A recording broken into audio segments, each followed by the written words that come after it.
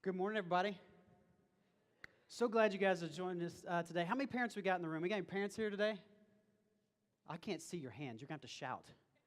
There it is, parents. Hey, parents, do you remember bringing home your first child the first night they let you out of the hospital? You remember that experience? For those of you who hadn't had kids, let's share with you something. I was not told this, so this is us to you saving your life, okay? White noise will save your life. It will save your life. So I remember my son was perfect. He's 13 and a half years old, almost 14 years old now. Actually, we're a month away from 14, which is really crazy. But he was perfect in the hospital. Like nurses would come in and be like, oh my gosh, he slept the last 4 hours. He was wonderful. And he'd bring him in the room and he was just perfect. And we would hold him and he'd cry a little bit. And then we'd feed him. He'd be perfect. Oh man, it was so wonderful. Like those first 2 days were just awesome. And they got ready to send us home. It was in the evening. I remember it was dark outside. We went outside, but you have to get checked to make sure that your car seat is installed correctly. So I remember having the car seat checked and being like, yes, dad move number 1, perfect, passing score there.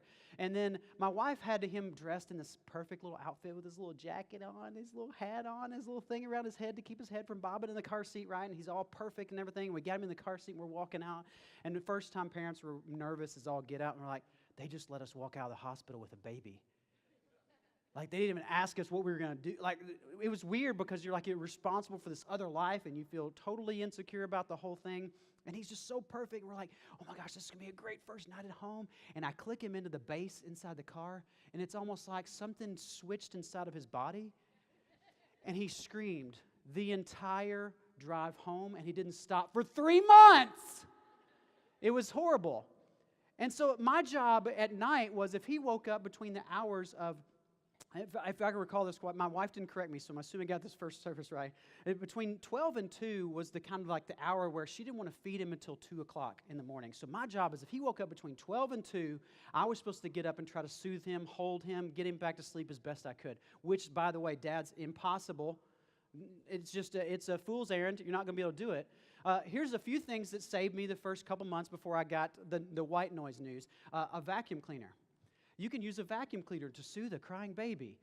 You turn it on. I would lay on the couch. The vacuum cleaner would be literally sitting next to me on right here, and I would be laying on the couch just, please go to sleep, please go to sleep. And that thing is just loud as all get out. I burned the motor out on a vacuum cleaner. Then somebody told us, get a white noise machine. So we go to the store, and we're like, we're looking for a white noise machine. And the guy goes, you mean like a scary movie, white noise? Because that was out at the time. There was a movie called White Noise. I'm like, no, it makes noise, like static. He's like, oh, whew. And so he showed us this thing. It's this little thing. You plug it in, and it makes this shh sound. Guys, I've had 3 children. And now my wife and I, we can sleep all night long. Our kids are now 13, 11, and 8. And guys, we never hear them because the white noise machine in our room keeps us from hearing them. It is wonderful. It is the best thing ever. Has anybody experienced white noise sleep? Like, we even take our apps on our phones and we go on trips. We go to a hotel and we go to anywhere we're staying, a friend's house or whatever. We are setting that sucker up and we are running our white noise because it just, here's the definition of white noise. You probably know what it is, but white noise masks unwanted sound. That's what it's used for. Like, it's used to keep out that unwanted sound. So when we're sleeping in our bedroom, our little cocoon of noise is just wrapping us to sleep. And so I don't know if you know this, but they actually use white noise in big cities and office buildings that are huge where there's lots of cubicles and lots of people working. Did you know that they pipe in white noise into those rooms in order to deaden the sound of all the clicking and typing and stapling and everything moving around? Yeah, it's a way we use to make sure that unwanted noise doesn't distract us from what we're trying to get done. And so there's just kind of this white noise in the room. And what's great about great white noise is that you never notice it. Like, once we got used to white noise, it was just something you did when you went to sleep, and it's just part of your background. It's part of what you're doing in life. But that also can be a problem in our lives. And what I want to help us all get to today, I want to kind of get us all on the same page here, is that we often, and this is what I've learned last few years, is that we are often experts at using white noise to mask our emotions. Like, there are things that going on in our lives that we tend to ignore because all of the white noise around us in our lives, the things we just keep doing in order to avoid addressing any of these emotions, it's just there. It's become natural. And that's not a good thing when it's used to block out something that could be trying to get your attention. So here's what I'll do. This is going to be kind of awkward. It's going to be weird for you right now. But for about 5 to 10 seconds, I'm going to give you just a few seconds to, you probably came with somebody, at least you kind of know to talk to for a second. Here's what I want you to do. I want you to do just real quick, brainstorm together. What are the things that you use to avoid dealing with your emotions? What are the things that when you're bored or you're jealous or you're angry or you're sad or you're lonely or whatever, what is your go-to thing to distract you and pull you away from those emotions? You ready? Okay, talk for about 10 seconds. Go.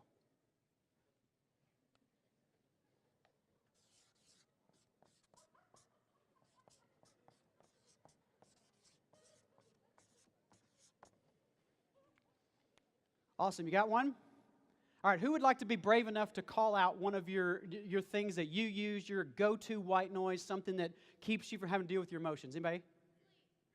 Sleep. Music. I heard music. Netflix. Hey, did you know that Netflix, they just released a study about their users. I didn't even spell that right. Let me put an L in there. Netflix. Did you know Netflix put out a study, their most recent survey says that 61% of watchers of Netflix, they sit down and they watch 2 to 6 episodes of a show. Like we're not like watching just an hour. We're watching 2 to 6 hours of TV in a spot on Netflix. That's crazy, right? Anything else? Exercise, cell phone. What was the other one? Art? Okay, that's healthy.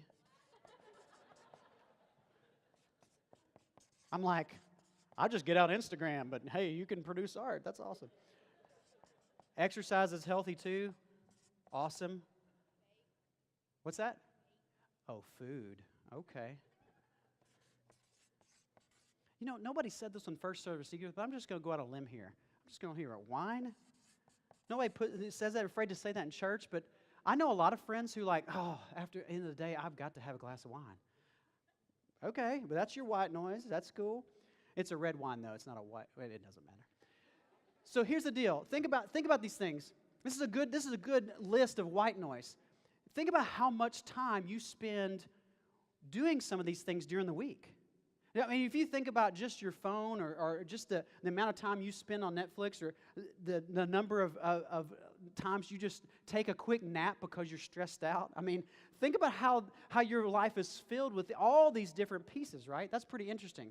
So here's my point for this kind of whole series the next few weeks we're going to talk about, that our constant access, really, to information, entertainment, and work has disconnected us from ourselves. Like we use this stuff, and yeah, I mean, these can be really good things to help us kind of de-stress, but oftentimes we go a step further and we use all these things to try to just ignore, and it ends up disconnecting us from these emotions that try to get your attention. Let me give you some examples. Some of you, I've talked to some of you before, you have difficulty sleeping. Like anxiety and worry, like you go to bed at night and you're tired and exhausted from the day, but you can't get to sleep because your mind races.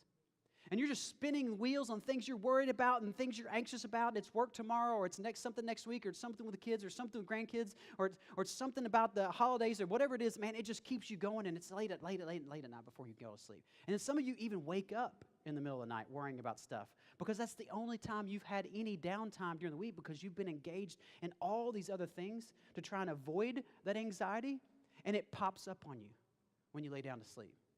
So for some of you, it's your insecurity and your fear of not being able to measure up at work or in school.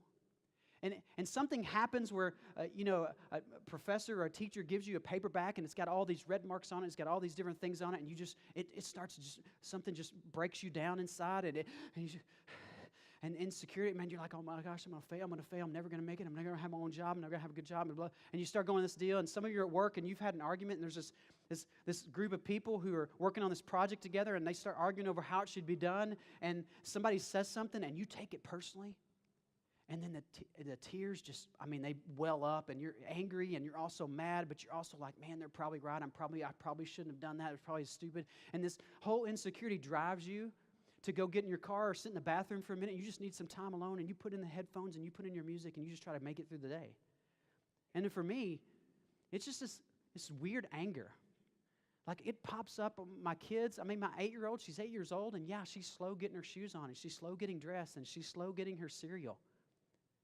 But man, where's my anger coming from her, right? And it just pops up on me like, why aren't you getting your shoes on faster? I'm like, because I want to get to work.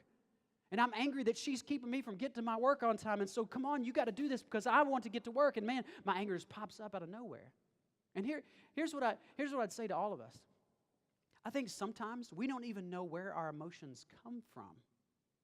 Because when we think about some of the things we get angry about or the things we feel insecure about later, when we think back on it, we go, well, why did that make me angry? Well, why do I feel so bad about that deal? Why do I feel so jealous about that? Because you get the space of time, you step back and you realize, man, that wasn't such a big deal, but at the time, man, it just drove me. And here's what I want you to know. Maybe, just maybe, the emotion just flared up because the white noise in your life was distracting you all up until that point. And it just happened to be that moment where it came out to grab you. So I want to show you this next statement. I want you to think about this. I think we are confused by our emotions because we're out of practice dealing with them. I think we've developed this routine of white noise so much in our lives that we've just wrapped ourselves in white noise to where we can avoid anything that's uncomfortable coming out of our hearts. And whatever it is that's coming out of our hearts, we can just ignore completely because white noise has got it covered and it just covers up everything in our lives. And as long as we can be distracted for the few minutes. And some of you are listening right now, I know you're interested. You're like, I know. I watch a lot of Netflix. But Netflix isn't a way that I just push away my emotions. It's just the way I de-stress. It's the way at the end of the day that I just kind of calm down. It's just something I do. It's not really something I'm using to push away from my life. Usually when I do it, I decide when I do it. And some of you are going, yeah, but I know I use my phone a lot. And yeah, I'm on Instagram and Facebook, but you realize Instagram and Facebook is where people are all my friends, right? Like that's just a normal thing. Like that's how we do it nowadays. Because Facebook is how I make sure our parents know about what my kids are doing, how my friends that I met in high school and I'm doing. And Instagram is where I keep up with all the cool people I can follow. And that's just kind of part of my life, but it's not something I use to keep it in my life. Listen, I know work is so busy. Like you got email, you got text from clients, from bosses, from coworkers. But that's just the world we live in. We live in a connected world, it's a digital world. And to be honest, if my clients don't hear back from me within a certain amount of time, once I've gotten an email or text, I look out for any competent workers. I've got to answer this stuff. Right? And I kind of have to go this stuff together as coworkers so that we can get back together. And we're doing it together, but that's just the way our world works. It's just really a connected world overall. But I wouldn't say that any of these things really keep me from feeling the emotions of my day. I mean, this is part of who we are. But that's my point, guys, is that white noise has filled our lives, but wouldn't it be great if we could just cut it all off?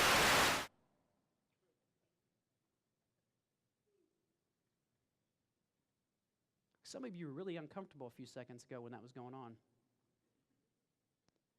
Some of you are more comfortable that there was silence afterward. Because that's the first moments of silence you've had in a long time. When's the last time you were alone in silence? Not doing anything? When's the last time you had a chance to actually hear from the God who loves you? Here's what I think. I think that we are so distracted by the things that we call entertainment, information, and work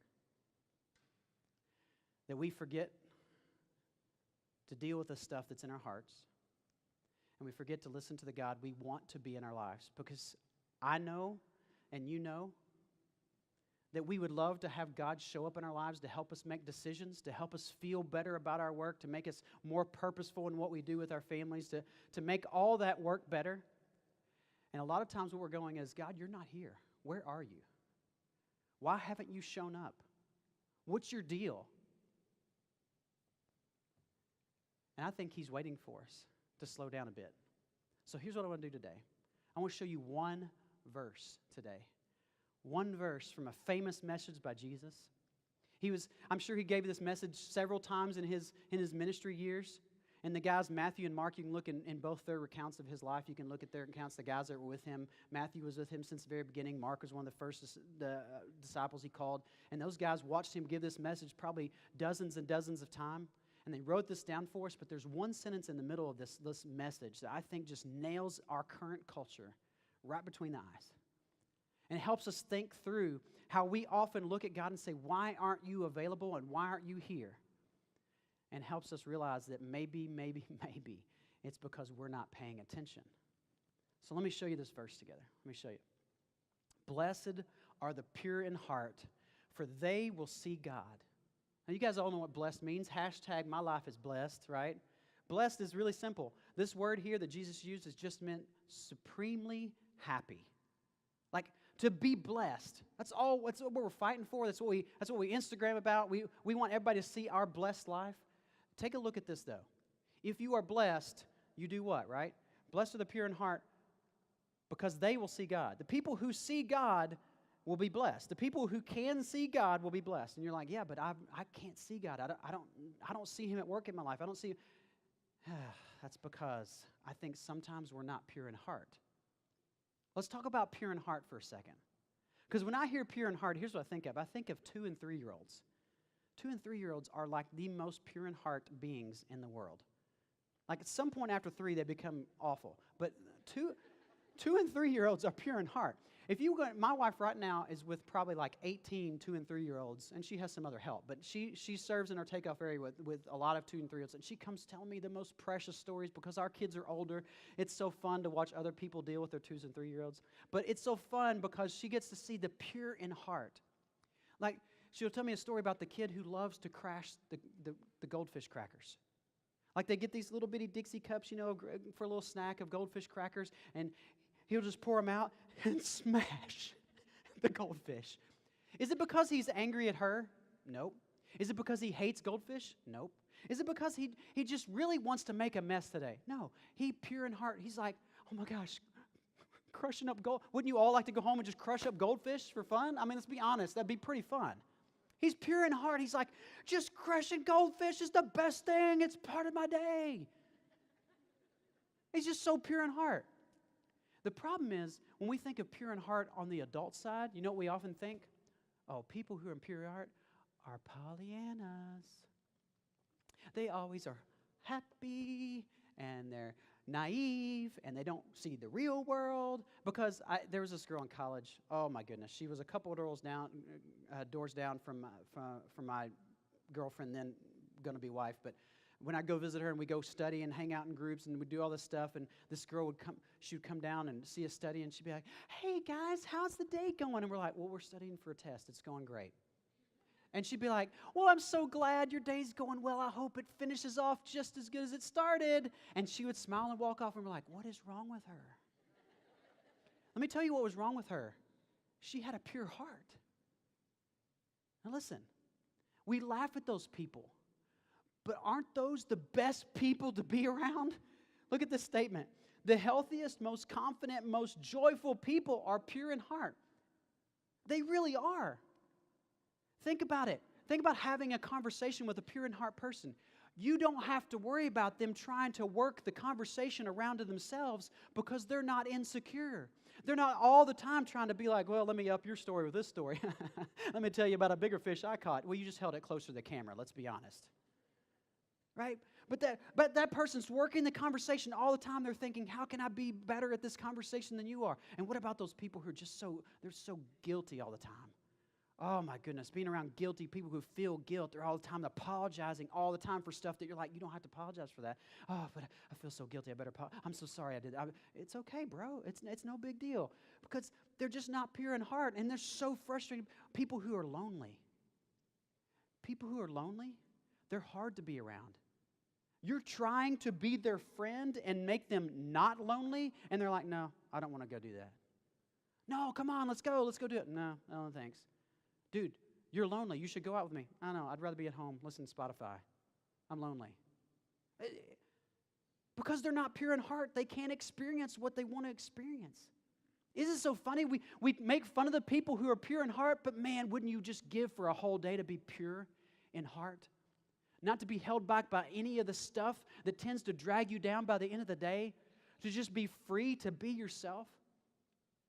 I was having a text conversation with a teenage guy a couple months ago. It was interesting. I don't know why he texted me, but he started texting me about some things he was doing, and he was like really upset about it. He's like, man, I'm doing some drugs, and I'm drinking a lot on weekends, and I know I shouldn't be doing that. And I got caught about a year ago, and my parents got really mad, and I've also been messing around with 2 or 3 different girls, and I just need to stop.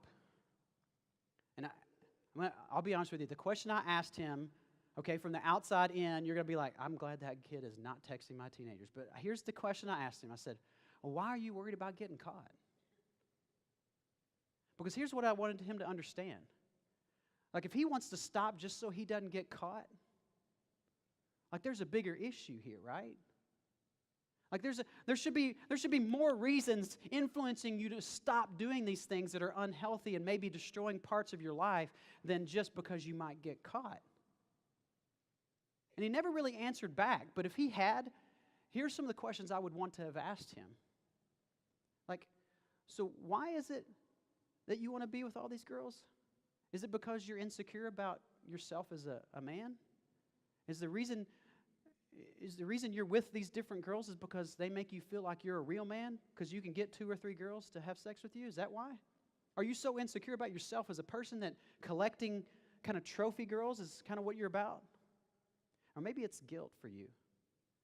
Is it guilt that's driving you to go to the alcohol and drugs because you feel guilty about all these other things that you're lying to your parents about and doing behind the scenes, that you just got to find something to numb a little bit of the guilt, and so doing that helps, but that just kind of enforces the cycle? Or maybe you're just selfish. Maybe you don't care about these girls in their lives and you really don't care about them as people. You just want to use them for your own satisfaction, and the alcohol and drugs is just a way for you to kind of get away from it all. Is that really what's driving it? See, here's what I think. I think we never really dig down on our emotions because we don't spend time away from any of our white noise. And our white noise does a great job of distracting. Our culture is wonderful at distracting us away from the things that can hurt from the inside. But all we end up doing is developing bad habits that we believe is protecting us from our emotions. But all we're really doing is just developing a layer of white noise that covers over all the stuff that we shouldn't be handling in the first place. So I want to ask you a few questions. I want you to think through some of these questions and think about it. Because my challenge for you is this. What if? What if you changed your mind about what you needed to do to de-stress or to feel better or to move past the emotions that are grabbing you? What if this was really just entertainment and it wasn't like therapeutic for you? What if there was something else? What if for 5 minutes a day this week you tried this out? What if you just tried to get alone for 5 minutes? I know those of you with kids are going to be like, as soon as I set my alarm 15 minutes earlier, my kid's going to wake up 15 minutes earlier. I get it. But can you fight for 5 minutes somewhere in your day? Students, I know you're busy. College students, you're busier because you choose to be busy, and you've got homework, and you've got things, you've got clubs, you've got sorority, fraternity, you got lots of stuff, you got work, you got all kinds of stuff to be doing. Can you find 5 minutes? Pull out your headphones. Put your phone on mute, not vibrate, because you're going to hear it vibrate. You're going to hear it go off. Hey, take off your smartwatch. Get it off so it doesn't buzz on your wrist. Get all the distraction put away. Make a plan. Listen, no emergency is going to happen that you have to answer within 5 minutes. 5 minutes. Like something happens at work, I bet they can wait 5 minutes. An emergency at home, in 5 minutes. That's all we're at. We're just talking about 5 minutes here. Can you find 5 minutes? And here's what you do in that 5 minutes. You start dealing with the stuff that pops up. Man, where'd that anger come from last week? I was really angry at work. I wasn't really angry with the person as much as I was just angry. And it popped up out of nowhere. Where did that come from? Why is this anger drilling down on me? Why do I feel lonely all the time? My parents call me. I have lots of friends. And yet I end up sitting in my room feeling like nobody really knows me. Why is that? And you start digging in on the things that you deal with in this way. Instead, you start dealing with them in front of God. And I'll tell you what, I think God is up there going, man, if all the batteries would just die in your devices, that would be great today. Because I would really, really, really like to talk to you for just a few minutes. I'd like to be a part of your life. I love you. I am for you, and I want the best for you. But you keep putting in your headphones, and you keep turning on the screen, and you keep pulling out the baking materials to make your favorite cookies because you can't think of anything better to make you feel good than those cookies. And I'm telling you right now, God wants to meet with you one-on-one. See, there was a time when we couldn't meet with God one-on-one. God had separated himself from us. Our sin separated him, but Jesus died and rose again to give us direct access to God. And yet we don't take advantage of it. We'd rather let these things take care of us. Listen, none of these things are evil. But all these things could be used for evil purposes. When you start using them to avoid the things that are coming out of your heart. And by the way, some of those emotions are warning signals for you. They are warning signals that God gave you to pay attention to, and when you don't pay attention to them, you don't get to see God. So let me ask you a few questions. Why are you really dreading Thanksgiving with your family? Is it because Thanksgiving is so crazy and you have to drive so far and you have to get everybody together in the same room and sometimes the food's kind of and you have to act like it's good because Aunt so-and-so made it? Yeah, the fruit salad's great. No. Or is it because you feel guilty about the way you think about those people and you feel guilty about how you've treated some of those people and you just don't want to have to face up the way you treated them? Why do you get so angry with your kids when they're out in public with you? Why do you get so angry when they do something that's not really bad, but it's just kind of irritating? Where does that anger come from? Is it because you don't like your kids? Is it because you really don't like them to be around? Is it because you really do need a vacation from your kids? Or is there something else working on your heart? Why is it you get so angry when somebody brings up being generous with your money? Why do you get so defensive, be like, hey, I'm generous. Back off, man. I use my money how I want to use my money. Why do you get that way? Why does that emotion pop up when somebody talks about being generous? Why do you feel so insecure when somebody makes a comment and helps you try to improve and gives you a critique on something at work? Why does that send you into a spiral of I'm never good enough, I'm not good enough, I'll never be good enough? Where's that come from? Here's what I think you should do. I think you should take 5 minutes a day this week. Take this challenge and ask yourself this question. What are the emotions you're avoiding? What are the things that pop up on you when you least expect it? What are the things that you find yourself over and over and over again having to deal with? What are the things that keep coming at you? Because it'd be good to identify which of those emotions are kind of the warning signals that you need to pay attention to. And then ask this question. What are you using as white noise to avoid facing that heart issue, those heart issues? What are the things on your list for real? Because here's what I think. You threw these things out, but guess what? You may go home and realize, oh, I'm actually using something different. There's actually some other things that I use to avoid. When I feel this way, I start doing this, and I go do this, and I try to get out of that feeling. Because what I want from you is for all of you to get what you really want, which is to be seeing God at work in your life. All of us here want to have a relationship with our Heavenly Father so much that we see Him at work. I'm not saying we see Him walking down the street like He's physically there. I'm saying you see how He is at work using you and working in the lives of the people around you. And you know that He's there with you.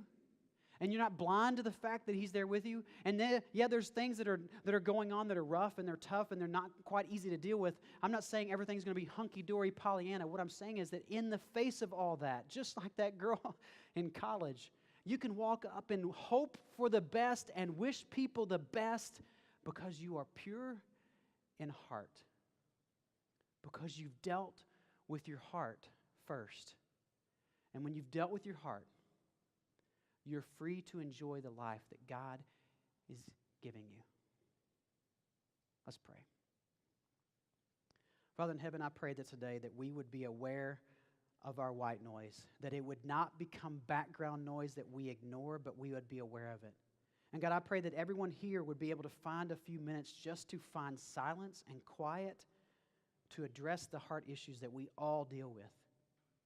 God, I pray that we would be honest with you this week, that we would address these things directly to you, and that we'd be willing to listen and look for in the examples of Scripture and the different people who wrote down their experiences with you, God, that they wrote these things down and how you dealt with them. God, maybe we look into your collection of all these different writers and their experiences, may we look at those and find things that will help us experience you just as much.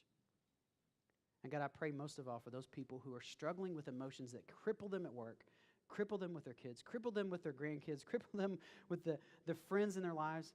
God, that they would learn to be pure in heart so they can really enjoy those relationships and enjoy the things around them that you've given them.